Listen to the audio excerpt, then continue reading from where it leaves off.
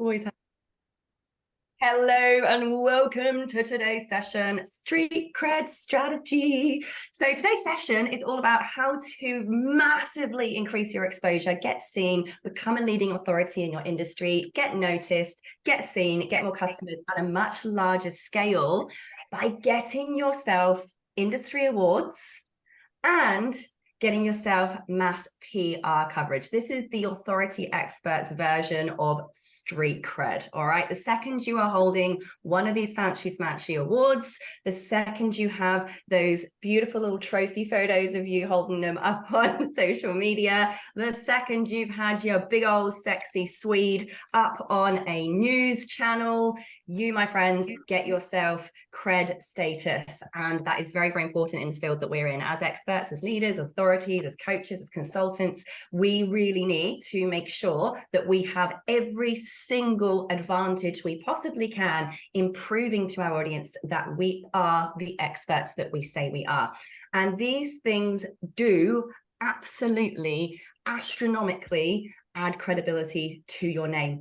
And you'll be very pleased to know that they're actually nowhere near as hard as you might think to get your sexy little hands on them. And I have for you today the absolute pro in this space, who is going to be presenting today's session. Her name is Annette Densham. If you are in Australia, you surely would have heard of her.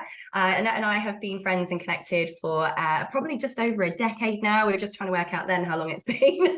And Annette is very, very heavily involved in pretty much every single business award that there is running in Australia. She also runs their media, their PR as well. So she's the PR for the PR people. Right? Get that one around your head. She's got over 30 years experience in the PR industry, in the communications industry, in the media industry, in the awards industry. So she really does know her stuff. Backed up by the fact that your little friend here has also run some pretty significant awards over time, especially this year.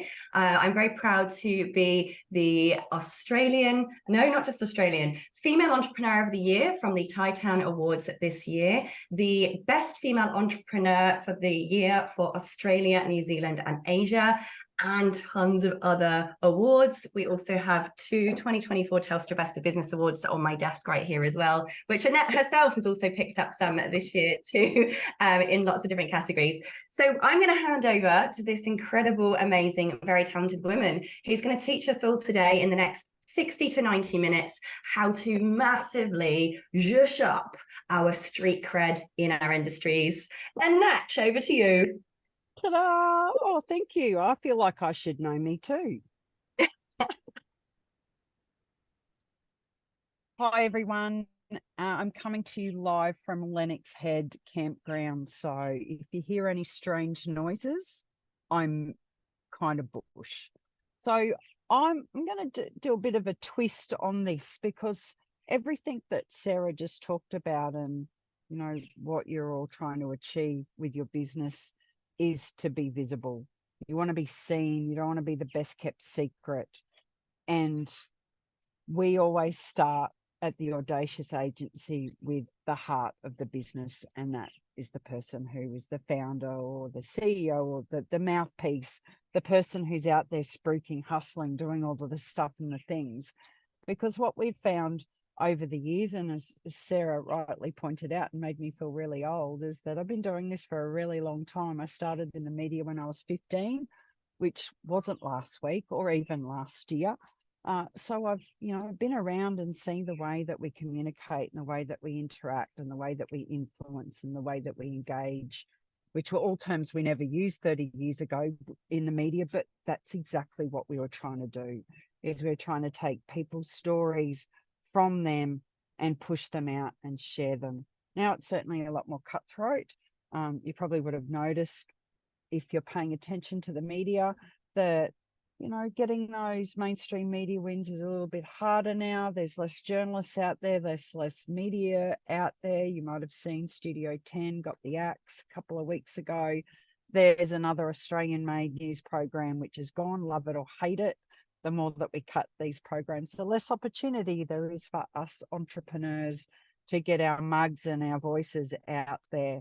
So the changes in the media are really pay to play, and you will see that a lot. You probably get in your inbox all the time, dear Sarah, you are one of the most amazing female entrepreneurs on the planet.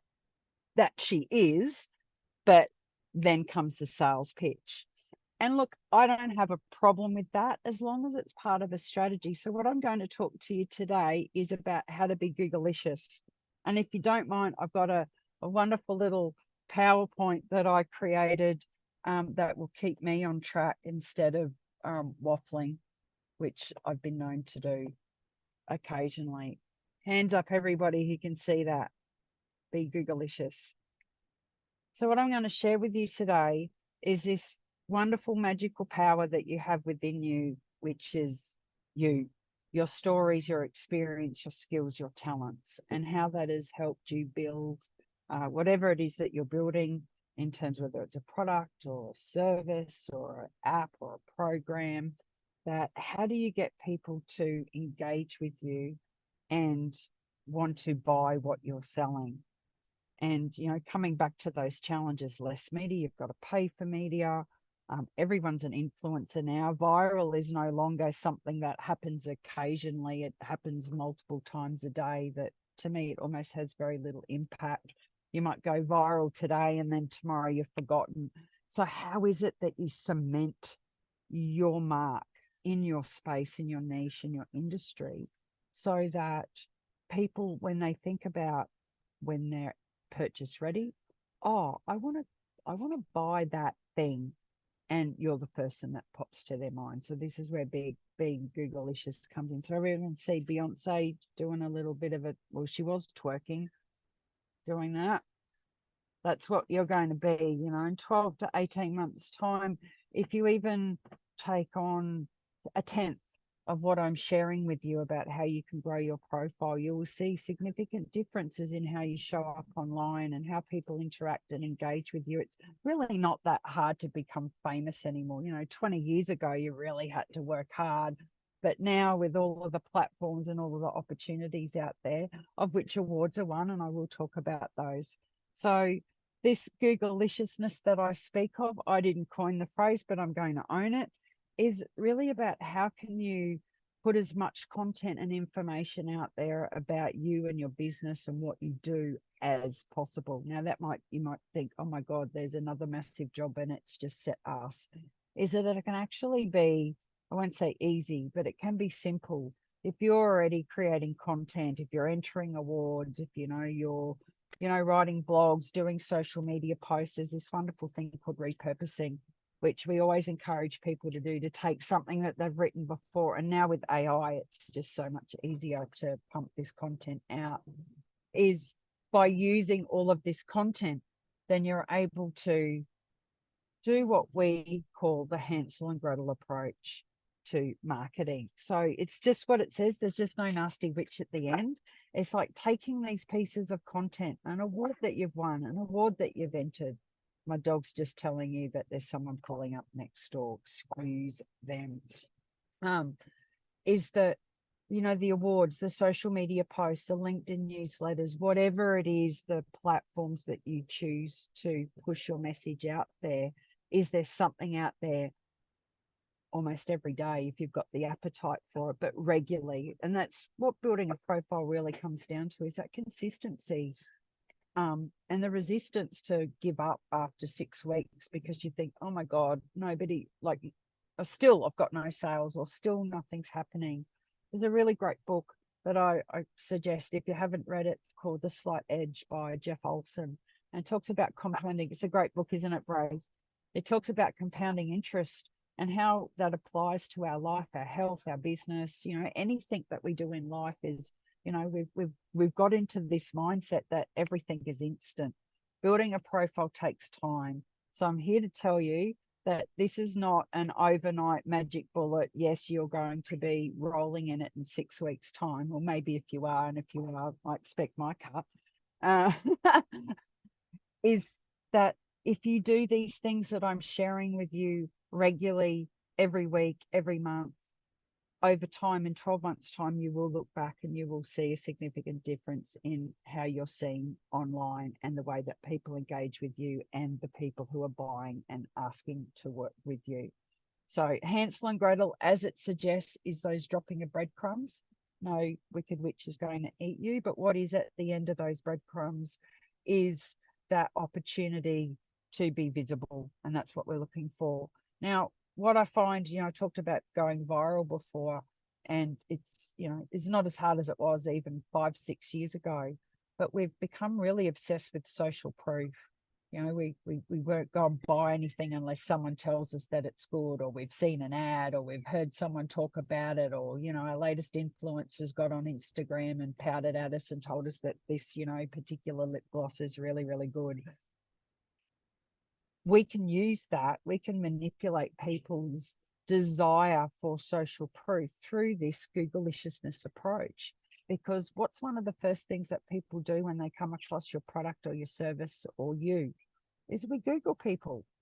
And if you only show up as maybe your LinkedIn profile and, your website that you're still working on, is that in people's minds, they dismiss you. They don't even take the time to click anymore. What they do look at is that volume, is that more that they see you, the more that they'll be enticed to click a little bit further. And I often say to our clients who go, oh, this isn't working, it's taking too long. I say, how long has McDonald's been around? Like forever. Well, it seems like forever. Why do you think they keep advertising?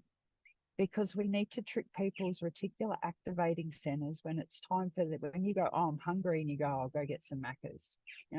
I've done it almost by rote, and then caught myself and gone, oh my God, I've been sucked in by their advertising. This is what we're doing with this approach of being Googleicious, by entering awards, by writing for the media, by writing articles, LinkedIn newsletters. All of those breadcrumbs will build that social proof for you. Because people are obsessed with metrics. They want to know that you've got the numbers. But here's the thing, is that while we're focusing on numbers over here, and we're jumping into Chat GPT, and we're reveling in the landscape and the modern world and the realm of business, which seems to be a pretty common sentence that Chat GPT rolls out, is that we're losing the heart. We still need to remember that in this time of, all these different ways to connect, that people still want to connect with story, elegant storytelling. And this is where awards and building your profile with the media is just so much fun, because you get to tell your story. You get to tell the story of people that you work with or experiences that you've had. And what all these stories do is they create this connection that taps into people's emotions. It allows them to be angry or sad or driven or excited or inspired. And the more that we can do, and we can build this relationship with our audience, our prospective audience, these people that we want to buy from us, the more that we build that know, like, and trust. I mean, who do you trust? Someone who pops up in your Facebook in messages and says, just clicked friend, and they've gone, hi, Annette, I'd really like to sell you this thing, blah, blah, blah, blah, blah. And you're kind of like going, you haven't even asked me how I am, what I'm doing. That's not how we want to show up when we're selling. And using all these tools I'm sharing with you is about that telling and not selling. You're still selling. You're just doing a little bit more elegantly than what everybody else is doing. Human beings have got this really incredible system in their head, diving in there. I have watched 19 seasons of Grey's Anatomy, so I'm pretty sure I could go and find it if you pointed me in the right direction. But it's called the limbic system. So this limbic system is what we're tapping into when the advertisers are pushing these ads at us, and people are writing all of this engaging content, is that we want to stir emotions. And when we're telling stories, we're actually having a chemical exchange between me as the storyteller and you as the receiver. And this all goes to build this know, like, and trust.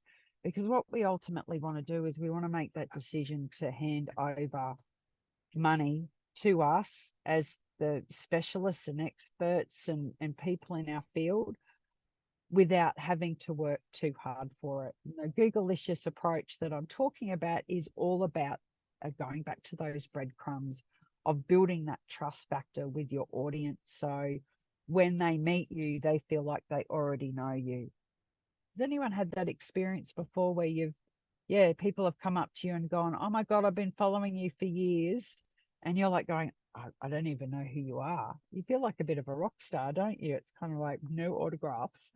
No, no one ever asked me for autographs, but that's the point that you want to get at, where you people just know who you are. It sounds hard, and it's not about you. You hear people talking about personal branding and your fonts and your logos and your taglines and your key messages, which are all really important part of this marketing journey that we're on. But that's not why people buy from you. People buy from people. And you can have the prettiest brand on the planet, but if you're a complete asshole when people meet you, then the chances of you continuing that relationship or building a reputation of being known for someone who's honorable, with integrity, and delivers on what they say is going to be really slim. So none of this works unless you come from a place of genuineness and realness. So you can't write content, and you can't be a coach and talk about how to have the love of your life and a happy lasting marriage, and go home and look at your partner in disgust and with disrespect. It just doesn't work, because while you can show up and that facade can be maintained for so long, people aren't stupid, and they eventually, it might take some people longer than others, but people start to see through it. So always come up from a place of genuineness. So here's how we're going to start dropping these breadcrumbs. I just want to tell you a little bit about my business journey, so you kind of know I didn't make this up in the bath last night, because it's easy to be the expert, and I know Sarah would only have the best on. Thank you very much. But I first met Sarah almost 10 years ago to the day. She had the Edupreneur Awards. And I went, I've created this U-Butte how to do your own PR program in the last 2 seconds. I'm going to enter it, because I knew, as a journalist and a corporate commerce background, how incredibly powerful awards are for building that social proof and connecting with people. So I entered, I won, yay me. But what started with this journey of where I really didn't know what I was doing for probably about 3 years. And I fluffed around, and, I just couldn't find a way to put myself out there that was different to the other people in my space, which is where I started to double down on awards, because what I realized is that I really need a specialty and a niche, and it helped me really refine what my message was. So, I went from a business Gumby. I actually had no idea. Someone once told me I was the worst business person in Brisbane. I don't know whether that's a compliment or whether that's a criticism. I took it as both. But I had to find my way to stand out. So everything that I've created through the Audacious Agency and helping people shine has been built using me as the guinea pig. And I think I've done all right. Just going to do a little bragging. Queensland winners of the Telstra Best in Business Awards for Accelerating Women, the biggest award in the country. This is the 7th year I've entered. So all of those learnings. So what I'd like that really for you to embrace is that sometimes things don't work out the first time, and you just keep going back, you keep refining, you keep finessing. So those learning curves that you'll go on through this profile building journey will be many, and they will be varied, and they will be frustrating. You will get a lot of no's, but that consistency, which I think I've demonstrated over 10 years, has really shown that this initial approach that I have, that cross your fingers and hope, a lot of people approach PR and profile building with, oh, there's an award open, it closes next week. Shit, I better hurry up and do something about it. That's not a strategy. A strategy is actually looking at what your goals are for the next 12 to 18 months, and then mapping out what it is that will help you get there. So if, that might be a marketing business coach, working with a great accountant, awards and PR. So if you're entering awards, now is the best time for you to start planning for 2024, because if you want to enter awards with high integrity, they're the ones that you actually have to work for. They're the ones that aren't just a 150-word answer to a very simple question. You know, a real award, a legitimate, credible award will push you. It will make you think. It'll make you delve into your business and your journey and where you've been and where you've gone, and make you think about what you're doing. So now's the time you start planning. The same with your PR and your profile building. You know, this is not a strategy and hoping something falls in your lap. Now's the time you start thinking about, what is it that I want to talk about in 2024? You know, what's really important in the space that I work in? You know, what are the biggest problems that my prospective customers or clients are facing? How can I really share with them ways that I can help them move forward, so that as they see all of this content over that time, they come on that journey with you and they go, there's that person who I know can help me. So who here, am I in the right room? Is everybody sick of being the best kept secret? It kind of sucks, doesn't it? Because you just know how incredible and amazing you are, even if you won't admit that out loud, because I'm fairly sure that in this room, there are probably a lot of people suffering imposter syndrome. We call that the itty bitty shitty committee. That's the committee that says you haven't done enough, you're not ready yet, everyone will think you're a loser, or people will find out you're a fake, or, you know, all of those reasons that we give ourselves for not doing things that help us move forward.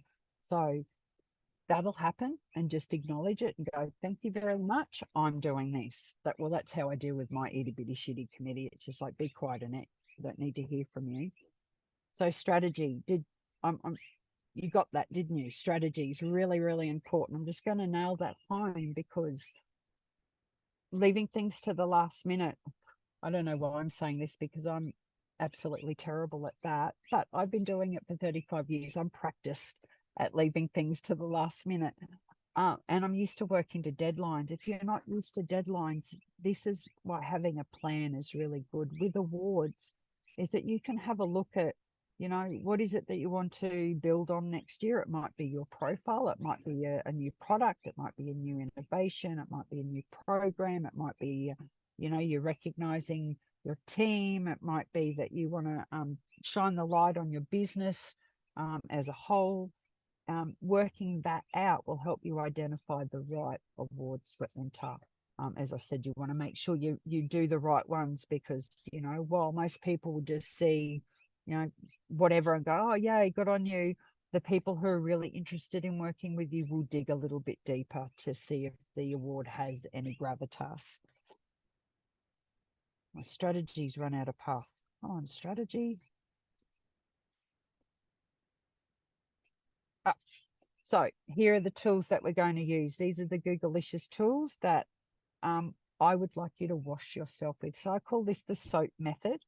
So these are the 4 different types of profile building activities that you can factor into your strategy when you're looking to build next year. Now, everyone's heard of the Pareto's principle, the 80-20 rule. You know, so what I've learned is that 80% of people will say, yes, I'm going to do this, but only 20% of those will. And that's almost the same for people going for PR. I've worked with lots of people who are going, yes, I've got all of this together, and then they never do anything with it. And I've created award strategies for people and gone, there you go, look at this lovely strategy for you, your whole year mapped out, and they've never done anything with it. So if building your profile is something that's really important, you understand the importance of how this can help your business, then commit to it. Is don't play with it, because that won't work. As I said, that doesn't work, because it will take time to build your brand. It will take time to build your profile. You know, we're not talking about, you know, we just fly in, fly out, hi people, you know, come buy my thing. You're wanting to build relationships, and those take time. So my disclaimer, warning, there's no guarantees with any strategy. And I think if anybody says, I guarantee you this will work, the only thing I can guarantee that if you keep working at it and you're consistent and persistent, then it will work. It may not always work out exactly how you thought it would work, But what I found is that if you've got a plan and you're looking at it constantly, and you're adapting it, and you're tweaking it, and you're adjusting, then you will get results from that. You've got to watch. You can't plant a seed and then walk away and hope that it bears fruit. You really have to pay attention. So that's where consistency and persistence comes in. So I've got 5 lessons to share with you, but I did want to run through some, probably just to make this a little bit more personal for the people within this group, is those Googleicious tools is, I don't know if you do this, Sarah, I'm just throwing you in that, but if people wouldn't mind popping into the chat boxes what type of business you're in, or what product you sell, or what service you sell, and then maybe I can share a few awards that I know are coming up in the next few months that you can go and have a look at and just see if they're right for you. And I'd also like you to share with me, or do this bit, and then you can share with me, what's the biggest challenge that you find with sharing your story? Is it creating a story? Is it coming up with that idea? Or is it imposter syndrome? Like once you've written it, you kind of like pause over, I'm really good at beating imposter syndrome. Or is it something else? So if you want to pop into the chat box, what type, weight loss, self-improvement, run events, 60 books, David. My goodness, that's amazing. What type of books? Everything you can think of. My fiction books are in pen names, several pen names, and they're quite naughty. And I've also got everything from tour guide books through to business books in my non-fiction range. So, yeah, I can quite easily get into the press quite easily. So that's not a trouble. And I run a lot of public events. So at my public events, usually a lot of my customers attract more customers for me as well. And I do my events in Sydney and Melbourne because I'm a dual citizen of 2 capital cities. So that's what little old me does. Yep. And I've got a YouTube channel as well. So yeah. And a YouTube channel. That'll keep you busy. You're prolific. You have to keep pumping out stuff all the time. So, but I'm always very inspired by what Sarah does. Sarah's a great inspiration for how she does things, and I'm going to take my business to a whole new level by pumping out even more stuff using Sarah's wonderful tips and ideas as well. So yes. Oh, that's fabulous. What a great testimonial. All right, so let's talk about awards. And I guess hands up, you can do that in, doesn't it record your hand up? Hands up, who's entered awards before? Brave. Sarah's entered and won and run. So brave. So a few of you have entered that. What about Wade? No awards.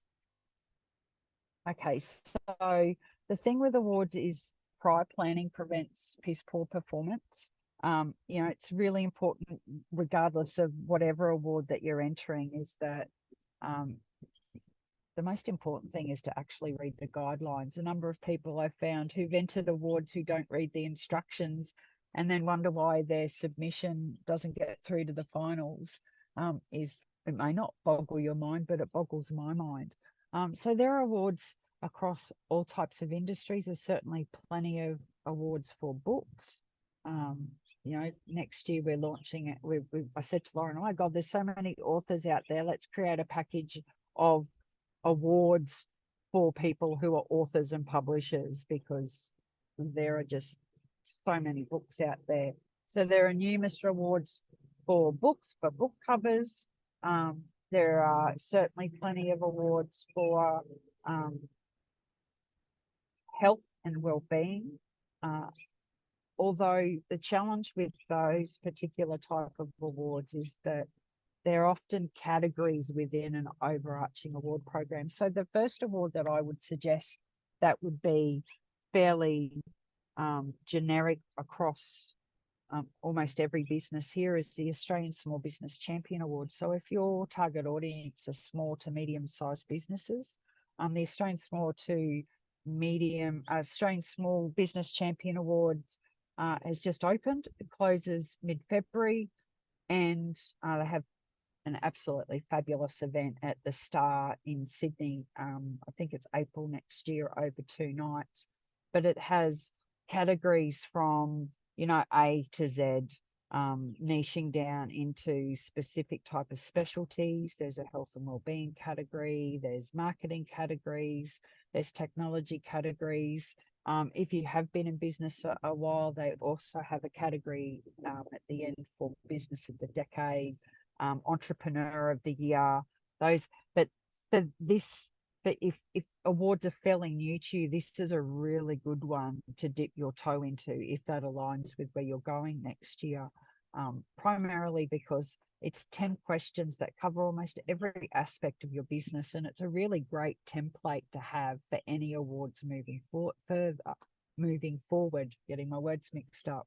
And anything by the Stevie Awards. So the Stevie Asia Pacific Awards are open right now. They close January 24, and then the entry fee goes up by $50. And it's all about innovation. So if you've created something innovative, you've got an innovative approach to customer service, to, you know, the process that you've created, to events that you run. They've also just added a new category of 2 new categories, thought leadership and individual categories that you can look at. And if you use that one, you can then roll into the Stevie International Business Awards in February, which open February 4 or 5. Almost exactly the same question. You can just update and resubmit, and they have a free category for Company of the Year. So there are 3 that you could look at over the next 3 months, which would cover your business, which would cover you as an individual, and would cover you as a business or an organization. So when you go looking for awards, there's certainly a lot of them that, as I said, have that general overarching business categories: the Titan Awards, the Globee Awards, the CEO Disruptor Awards. You know, if you've been around in business for a couple of years, the Telstra Best of Business Awards opens mid next year. You've got to have a serious appetite for, I don't know, punishment to go through the Telstra Business Awards process. It's quite in depth. You know, I think by the end of the process, the 4 stages, you've well written over 12,500 word submission for that particular one. So there's lots of awards out there. And Sarah, what I might do is, I've got a bit of a generic list of awards for 2024 that, you know, it's not geared towards anybody. It's just in a Word document that I can send, that you can share out with everyone. It's got the links in there when they open and when they close, so you can go and click through and hunt around and have a look at that yourself. That's amazing. Yeah. Thank you, Annette. We'll pop that in the recording section of this workshop. So it'll be in the files section where you can download that. So massive thanks to Annette for that. Appreciate it. Yeah, my pleasure. How much longer have I got? Because I got all excited and lost track of time. We still got another 25 minutes to go. Oh, okay. All right. Well, I'm rolling into the downward, into the end.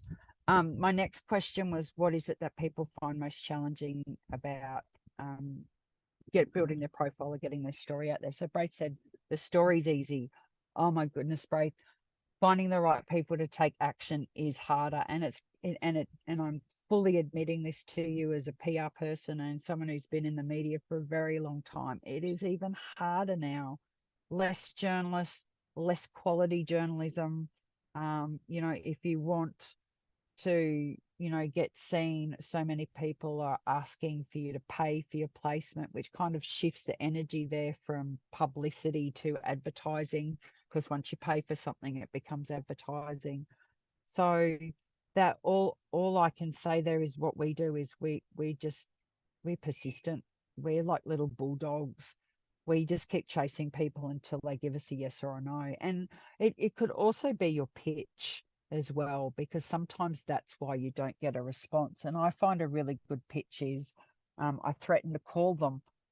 Journalists don't seem to want to talk to anyone these days. So my last sentence is, hey, I'll give you a call on Wednesday at name a time, so that they can avoid my phone call at this time. if you're not interested, just get back to me so you don't have to talk to me or something. You know, I've got a good sense of humor, so I always put something in there that says, look, if you don't want to talk to me, that's fine, but I'm going to be calling you at this time unless you say otherwise. And I find quite often you'll get a look, not for me, not our cup of tea, and get back. So it could also be, you know, PR's changed a lot over the last 5 years, and mainstream media is certainly not the be all and end all anymore of building your profile. As you know, if you're active on LinkedIn and you utilize newsletters and you've got that consistent content going out there, then you're getting in front of probably more people than, you know, the poor old Act Studio 10. I think their ratings were like 33,000 viewers. I get more people than that on LinkedIn seeing my content. So I guess it also depends on your audience, and what media outlets that you're going for. But Braith, I just say, just keep pushing and maybe expand your media contact circle just a little bit. I don't know the specifics of what you do except for what you've shared, but when you're thinking about stories, also think outside the box. Is everybody here in like Source Bottle or have heard of Source Bottle? Yeah. Well, just for those who I can't see their hands up and who said no, Source Bottle is an online platform. It was created by a PR person about 10 years ago, where journalists put up every day call outs looking for talent or people to speak to about particular topics. Now you can sign up to this for free. You can sign up to it and pay a membership where you can put your profile up there. So when journalists are looking for someone within a particular topic or niche, they'll go searching for you. So it's a bit of a directory, but it's also a call out list. So you can go on there every day and have a look at what type of stories journalists are looking for, and you can answer their call out, or it might trigger some creativity in you and say, well, if that's what's in the news cycle at the moment, how can I adapt that to my business so that I can leverage off what people are talking about and put out a newsletter on LinkedIn, or create some posts, or do a TikTok video, or, you know, hop onto Instagram, or put a blog out, or send out something to my newsletter readers, or all of the above. You know, you can see that Googleicious, it's all about just reusing and re-putting out your content. So there's just, when they type you in, it's like, bam. Okay, so we're on the downward track. I want to share with you 5 lessons that I've learnt from doing this for 10 years and having worked with hundreds of people who are all really excited about building their profile. And for, you know, Pareto's principle, 80% of them gave up within, you know, 6 to 8 weeks. I've gone back and looked at my clients over the years, and it's kind of, because when I write awards, I like to put data in it. And it's like, what's my client retention rate? Why are people dropping off? And I went through over 10 years and I found that, you know, it was around 80% of people dropped out within 4 to 8 weeks of starting a strategy. And their common response was, I thought I'd get more results by now.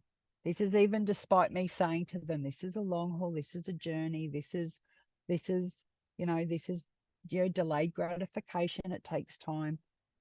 People just want instant results. And it's just, you know, it may happen once or twice, but really building that profile, if there's anything that you can take away today, is that it is going to take time and is going to take consistent effort on top of all the other things that you do, because marketing and PR is the fuel for your business. If you're not building it, if you're not promoting yourself, if you're not putting your stuff out there, you've just got nothing going into the tank. You know, no new customers, no inquiries. This is all about generating that conversation. So, you know, like life, there's good times and bad times. You're going to find that, you know, some months everybody's saying yes to you, and some months it's just crickets. Readjust your strategy. You know, look at what was working really well. Look at what's in the news. Read the feedback in your awards, and then adapt and change so that you can improve moving forward. You know, I think I said this, there's no such thing as a sure thing, definitely not in publicity. And, you know, I would hate to think that there's PR people out there who's still saying that they can guarantee you a win. I know that they can because they can pay for it. And that's what you'll find a lot of these times is people come and say, we can guarantee you PR, is they're actually paying for placement for you. So there's nothing that will beat that SOAP method, which I just realized I totally didn't touch on. I'm going to send you my diagram of SOAP so you can see what I mean. So basically it just means shared media, owned media, earned media, paid media. So shared media, social media. That's not stuff that you own. You don't want to have your business totally reliant on getting leads from social media. Owned media, that's your website, it might be your podcast, it might be your books, you know, it's stuff that you've created that you've got control over. Earned media is PR, publicity. That's when a journalist says, hey, we want to do a story on you, or you send a media kit out, a media release out, and they run your story. And paid media is, and earned and paid can be awards. Paid can be awards. Some awards have entry fees, and paid media is things like advertorials, editorials, paid placement in publications. You know, any response to those emails that you get that say, you know, hey Annette, you're awesome. We want to feature you in this magazine. It'll only cost you your kidney. So, you know, anywhere from 1,000 to 3,000 US. And look, you can do that. I don't have a problem with that. I have a problem with how people present that as being publicity. It's not, it's advertising. I've got a really great graphic for that. Sarah, I'll send that to you. I must have pressed delete. Camp Brain. So I'll send that to you. So finish off this, sure thing. No, and takes time. It really does take 3 to 5 years to build a rock solid brand, a brand that you can look back and you can say, I don't have to worry about where my next lead is coming from. I've got my systems and processes in place. You know, we're growing. We've got a name for ourselves out there. People are coming up to us and saying, hey, you're amazing. We've been following you for ages. And it's worth taking that time because along the way, you do learn a lot of things about your story. And what I really love about awards and about PR is that learning, that insight and that reflection you get, which just benefits your whole business. And there's a cost and a price. So there is no, I don't really think there is anything as such as free publicity because you have to pay for it with time or money or resources. You just have to decide whether it's your time or someone else's time who helps you build your profile, and that there is a cost for everything. So even if you're doing your own social media, your own PR, you're still taking away from the hands-on work that you can be doing. But in the same token, you're also building and driving people to your business, which can increase your sales. And not everything is going to work for you. You can have the best strategy on the planet. You can have someone create the best strategy on the planet for you. But things change, things adapt, you know, like there's things that happen in the economy, which, you know, maybe we don't anticipate. You know, there's things that happen in our lives, which we don't anticipate. You know, feedback from media and from journalists and from awards that will help us go, okay, I need to change direction. So always be willing to stop and reflect and go, okay, that's working well, this isn't. What can we do to you know, zhuzh it up? So I ask you, could you be doing more? Nothing like a finger pointing at you, is there? Could you be doing more? And that's not to say you're not doing enough. That's just to say there's probably some little things that you can tweak your profile to get that coverage that you're looking for, to really stand out if you've entered an award or you're thinking about entering awards. You know, it's all about the window dressing. You know, initially judges are going to be looking at what you've written, but then they're going to be, look, most judges will go and Google you and they'll check you out. And there's no way that we can overcome that thing called unconscious bias. You know, judges have just got it out there, which is why we say, tell your stories, tell it with flavor, tell it with color, tell it with excitement and enthusiasm, because people want to get excited. They want to be stirred. Judges, journalists, your audience. So these are the things that you will be adding to your toolkit: articles.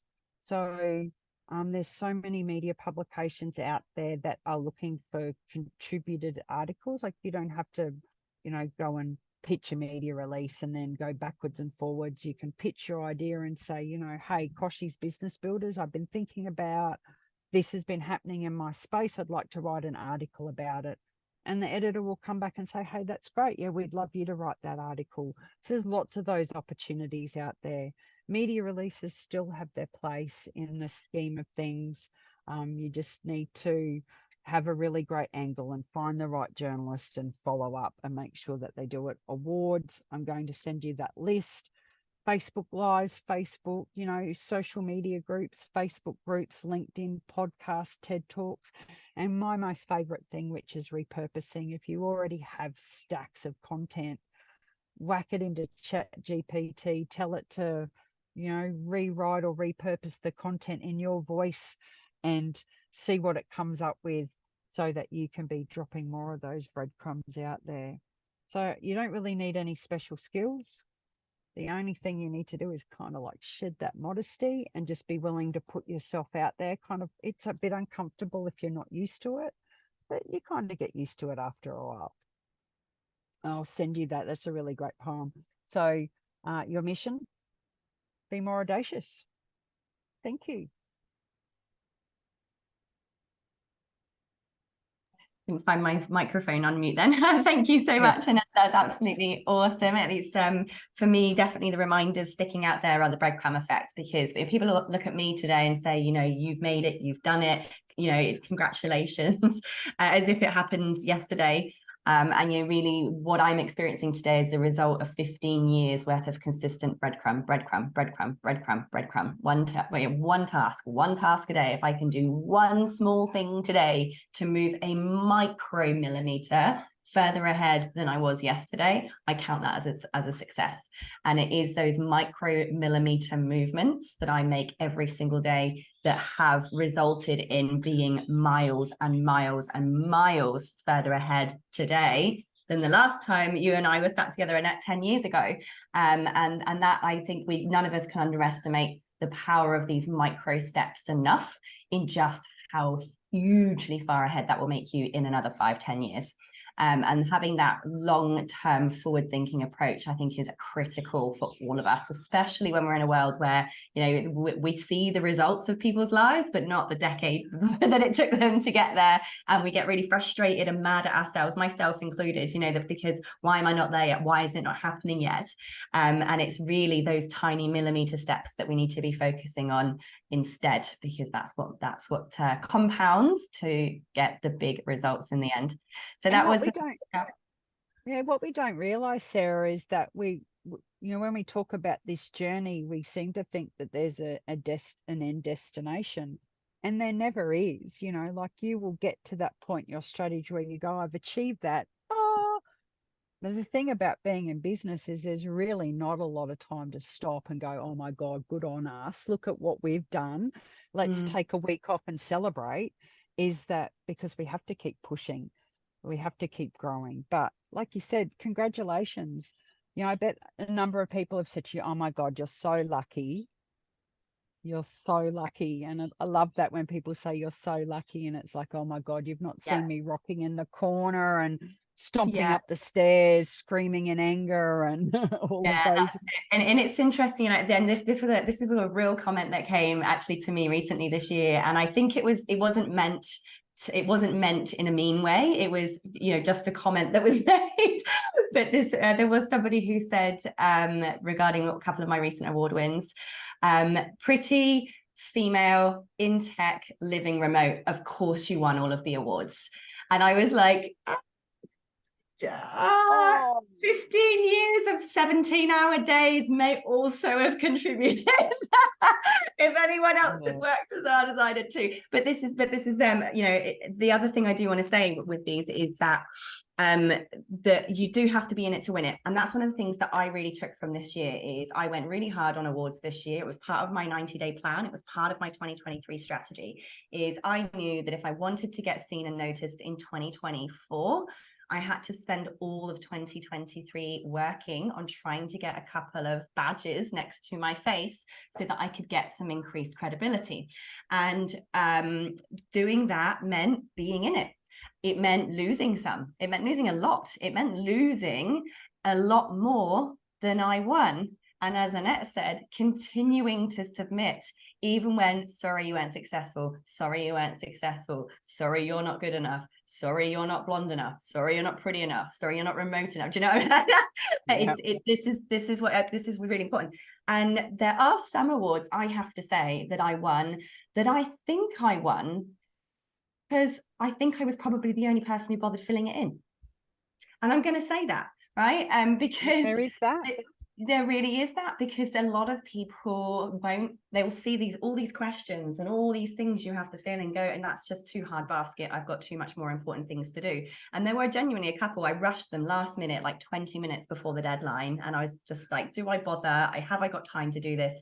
And I was like, it's better to put something in that's not great than to put nothing in at all. And I won a couple of those. And I just thought, maybe I was the only person who applied. Maybe it's just a case of being in it to win it, right? Does anyone else need to know that? Of course not. And so using, guys, the tools that you now have, you have advantages, so much for us all now that you can use. I don't know if you've seen the latest ChatGPT updates. It happened this weekend on Sunday morning. This is what happened on the official ChatGPT app. Make sure if you download the ChatGPT app, it's the OpenAI built by version. And you will now see that you can have voice conversations with your bot. And the memory on this is now next level. The information is completely up to date to time. And to get yourself started with this, I've actually created myself now a Sarah's Awards applications thread, so that you only have to teach this thing once. All you got to do, guys, is select this little headset, whatever it is,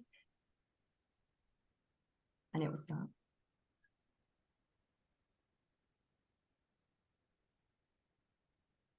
Oh, sorry, it's not going very well right now.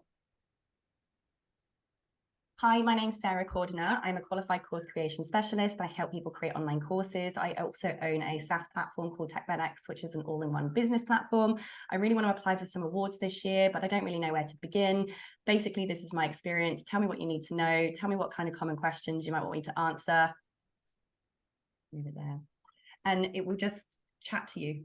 And you can even choose, its voice. I think I've got my volume off because it's connected to my computer right now. But then it will start chatting to you and having a conversation and out loud, and you can talk to it out loud, and you just keep the thread going. It will ask you another question, then end it with, what other questions do you want me to answer?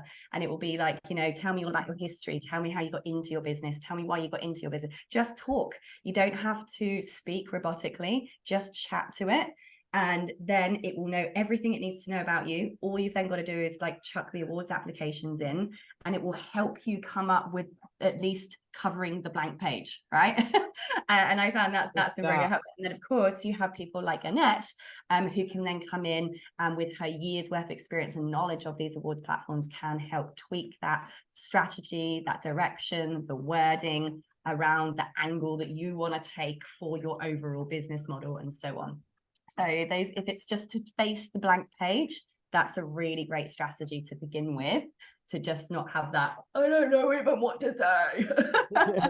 What, you want me to talk about myself? No. Yeah. And very excitingly, in the next 12 months, we will be launching our own app, which will be tapping into AI, so that, anyway, it's going to be really cool. Oh so my gosh. Not only does it create a strategy, but it also is very specific about what it pulls to create award submissions that we're going to link to almost every single award platform that we know of, so that it trawls the questions and it trawls through all your previous submissions, and then it writes in your voice So yeah, so that's it. Sign That's in me the up, works. baby. Sign me up. That sounds amazing. And so, yeah, just a couple of tools that you mentioned there, Annette, that were actually monumental in me getting a bit of a catapult springboard into getting noticed in my industry 10 years ago was the one that Annette mentioned, Sauce Bottle. So that's not as in tomato sauce bottle, it's sauce as in the source of the river bottle. And the other one is Harrow. Is that still going? Help a reporter. Yep. Harrow's still around. Absolutely. Yes. Harrow is Haro, help a reporter out. And listing your profile on these platforms, saying what you're an expert in, getting a VA to do a little search for you on those platforms daily. That was really big for me back in the day when I first wanted to go into the public space in getting seen for my expertise. So if you're not using those, really cool tool. And of course, there's something you can get a virtual assistant to do on your behalf. Once you've kind of got a handful of topics or articles that you kind of share information about, journalists and experts reach out to you to come and be a speaker or an expert in their particular publication. So that is very exciting stuff. Thank you for the reminder of that, Annette. Yeah, and look, the more of those free tools that you can use to get connected with journalists, so it's almost like a no-brainer. In your inbox twice a day, you review it and you go. But I will encourage you to think outside the box. So just a quick example, a few years ago, I had a client and I went, oh, the Herald Sun has got this story about women who spend all of Sunday preparing for meals for the week. And I went, I know you don't do that, but her kitchen pantries, plural, were stocked for a zombie apocalypse. So you could lob in as, 10 people and she could whip up a storm with just whatever she had in her cupboards. So I pitched that angle to the Herald Sun. Now, it wasn't what they were asked, but I gave them something a little bit different and I gave them a visual. And so when they ran the story, which was over 2 pages, my client took up 3/4 of those pages, her and a massive pepper grinder. And the 2 ladies who answered the call out word for word, they had these 2 little stories over here. So, don't be, most of the time you won't hear from anybody and they'll say no, but you just never know. That piece in the Herald Sun, if we'd paid for that, was like a $50,000 piece of advertising. Yeah, Margaret G's Media Guide's still around, David. It's just now called MediaNet. It was bought out by News Limited. Rupert Murdoch, he owns everything. See, I've got no trouble with getting on the telephone and cold calling people. And when I used to go through that guide, it was quite easy to get through to the right people. And usually I've found radio stations and other stuff like that, they've always got downtime. So if all you have to do is catch them on a quiet day, and then all of a sudden you're their best friend. Yep, absolutely. And look, coming into Christmas, so many people pull the pin on their PR. Yeah. Christmas is the best time to get PR because you've got journalists sitting in a skeleton crew, like twiddling their thumbs, hoping for the end of their shift so they can go to the pub and have a beer. Because there's not much happening because Parliament's not sitting, businesses shut down. So, if you want to get into something like news.com.au, just go to them with, a half-assed, half-brained story about, I don't know, how your shoes don't fit on your feet anymore because they're swollen, and they'll run the story. It's like amazing. Well, true. Yeah. They're like anybody who thumps their table and says, you had such and such on your TV program last night. I've got something which is totally the opposite of what Mrs. Jones said. And here's my story. And then they'll say, okay, here's the microphone. And they'll run it. Yeah, absolutely. Yeah. And because they love people, they love devils and angels. I'm not opposed to. Sorry? I've got a delay. I was going to jump in and talk about newsjacking there because I think that's a really good sort of a flow on there of what you've spoken about is Christmas coming up. So you can actually say to, for instance, like ChatGPT, what are the current events coming up in December globally and in Australia? And now write me a couple of news headlines that are in my topic that would be relevant to this particular news topic that is targeted at my audience. And it will help you come up with newsjack articles. Another newsjack newsjacking is when you basically jump on top of current news and twist it to your particular industry. And one thing that I do is I just go on to Google and type in, for instance, top news headlines in Australia in November 2023. Copy and paste them straight off the Google, chuck them into ChatGPT and say, please newsjack all of these headlines, but make it all about course creation and course creators, because that's who I work with. And you'll be amazed at how you can switch the angle to your industry, but make it a hot topic right now, super easily like that. Now you've got ChatGPT to do that. Another one that's really good at that right now is Google Bard. I found that Google Bard can often be better at picking up news trends, because Google Bard, for some reason, is still slightly better than ChatGPT with the most up-to-date web browsing information. So that can be pretty fun to play with as well. By the way, hello, Bryce. Good to see you again. May I ask a question, Sarah? Yeah, go for it, right? So I have a business where I have a lot of members, and a lot of them enter competitions, and my colleagues and I, and they win a lot. My colleagues and I jokingly make a lot of disdain around a lot of that. Like, she won another effing award.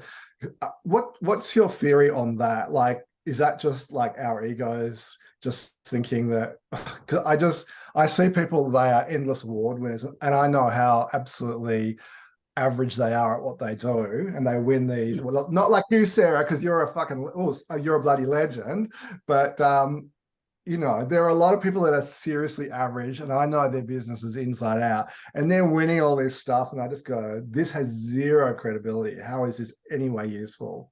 Go in and win it instead. Yeah, because they're probably the people who entered, because people who've got legitimate, successful, you know, well-performing businesses are either too busy to enter or look at it and go, well, that's got no credibility, because, you know, Joker Jack over here won an award for best business of the year, and he's a complete pillock. So then how is it of value to enter these awards when people look at them? It just depends on the award, really. It just depends on the award, Braith. Is that you get really good at working out and determining which ones are attracting people who are entering because they've got the runs on the board. That Australian Small Business Champion Awards is a really good one. Their judging process is very in-depth and very robust. You know, they don't just go, oh yeah, I like that one, that's a pretty thing. So you know, Telstra, but you know, you can't win one of those if you don't have the runs on the board. So when you're looking at awards, if they're not asking you questions about your performance, you know, they don't want to see some data, or you know, the questions are just really helicopter high over your business, then you're going to get those people who go, oh shit, this is easy, I can just get ChatGPT to write me something here and I'll submit it.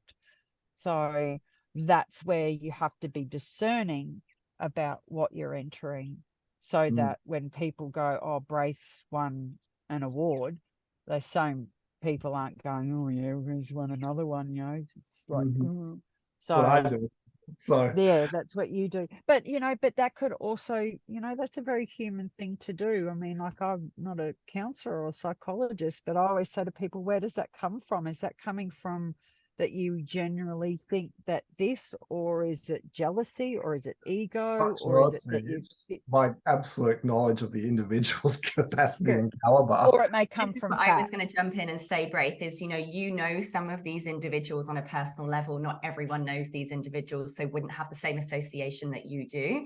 And one of the things that I've always said about anything is, in our industry, if there is something that we don't like, it is our responsibility to go and change it, to make a difference. So instead of old knobhead over there, old mate winning these awards when we know that he is, maybe a maggot in the industry, shouldn't it be our responsibility to jump in and apply for that award ourselves and set a standard as to what the industry should be benchmarking itself against in terms of quality, in terms of ethical practice, in terms of what's right and good in our field and our industry? If we sit back and let substandard people lead in our field, then that's what's going to happen. And that infects the whole of our industry. How about we stand up and stand out for what we think is right and good and say, this is how we do it, and we're going to take that award now. Thank you very much, sir, because you're going to win it over them if clearly your submission and your business practices are better all round. That's how I approach it. Well said. Well My said.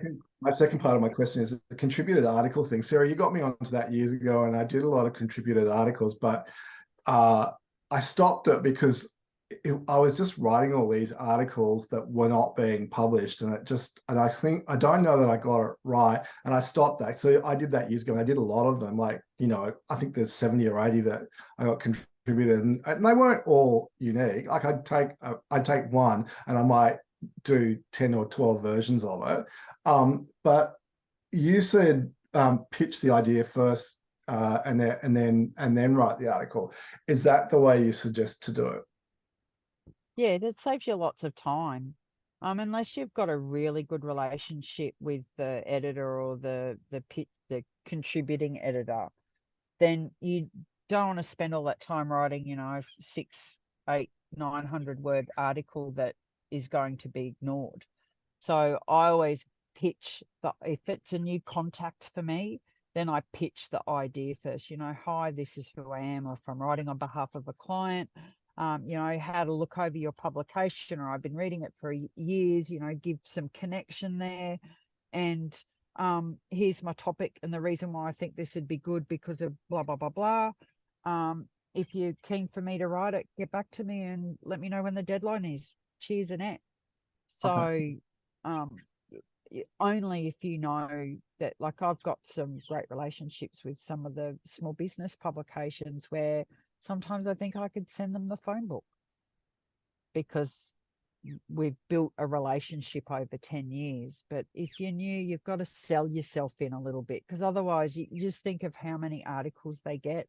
The key to contributing articles is to really understand and know the publication you're pitching to. So it's not just like this scattergun where you're going to just hope that someone will pick it up.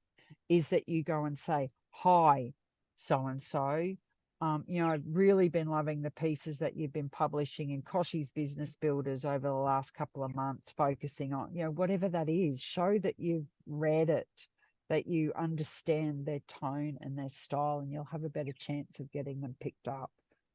If you but all of those articles that you wrote, you could go whack those in Chat GPT, and you might have an ebook in there, or you might even have a whole book.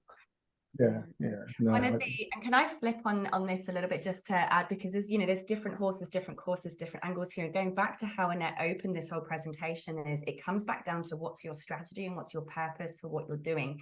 And for me, one of the reasons why I started doing guest posting was for SEO purposes, i.e. when someone typed my name into the internet, I wanted to literally come up on every single page. There's Sarah Cordiner in Flying Solo. There she is in Forbes. There she is in this magazine. They literally filled. The other reason is when someone typed in my topic, I wanted to come up in every publication on every page. So for me, it was about search engine optimization. And that approach is very different to if there's a specific, really high profile publication or media outlet that you want to be in. So if you're going for the SEO approach, which is what got me very much started in dominating search results in my area, then I would be completely automating that kind of distribution. All you need to do that is to quite simply have an RSS based email trigger, which you set up in Techmatics. Go and Google on YouTube how to set up an RSS campaign.